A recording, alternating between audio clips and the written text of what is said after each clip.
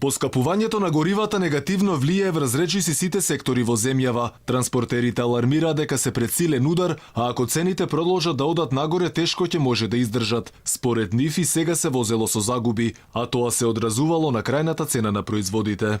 Транспортерите се жалат дека резултатите кои што вообичаено ги постигнуваат претходно, дека им се прилично намалени. Секој покачување делува на трошоците, а знаеме дека превозот зависи од понудата и побарувачката, што доведува до тоа да транспортерите не можат да ги зголемуваат превозните цени, бидејќи се во конкурентни односи со сите превозници од Европа.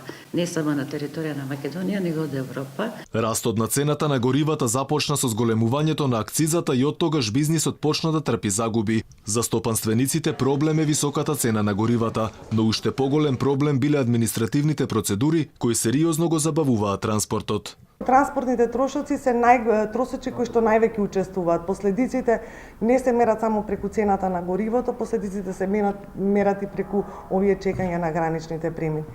Јас секако компаниите на соодветен начин вршат реорганизација на интерните процеси за да можат да дојдат до што поекономични, конкурентни или намалување на било какви трошоци во делот на работа. Литар дизел за 33 денари, толку би чинело горивото на бензинските пумпи ако од малопродажната цена се одбие заработката на трговците и делот кој оди во буџетот. Кога точите гориво, најголем дел од парите одат кај државата, па така во моментов производствената цена на дизелот е 33,4 денари.